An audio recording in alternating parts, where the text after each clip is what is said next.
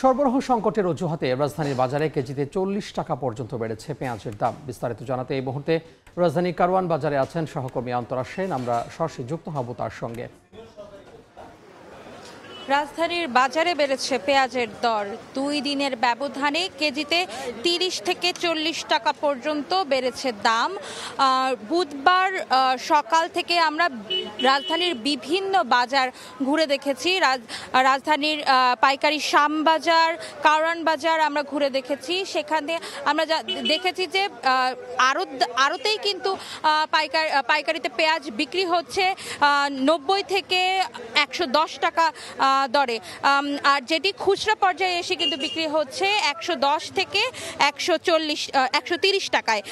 এতে কিন্তু বেশ ক্ষুব্ধ প্রতিক্রিয়া জানিয়েছেন ক্রেতারা। তারা বলছেন যে আগে যেখানে পেঁয়াজ তারা ২ কেজি বা ৩ কেজি কিনতে পারতেন, সেখানে তারা আধা কেজি কিংবা ১ কেজি বর্তমানে কিনছেন, কারণ ২ দিনে এই পেঁয়াজের দাম কিন্তু হঠাৎ করেই বেড়ে গেছে। এমন বাড়তি দামে কিন্তু ক্রেতা বিক্রেতারা উভয়ই কিন্তু হতাশা প্রকাশ করেছেন।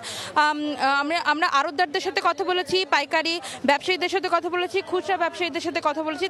তারা কিন্তু আমাদের জানিয়েছেন যেহেতু চলতি মৌসুমের পেঁয়াজ বর্তমানে শেষের দিকে, আর পেঁয়াজের মজুতও শেষ হয়ে আসছে, আর চাহিদার তুলনায় তারা কিন্তু সরবরাহ করতে পারছে না বাজারে। এ কারণে কিন্তু বাজারে পেঁয়াজের দাম বর্তমানে কিন্তু বেড়েছে।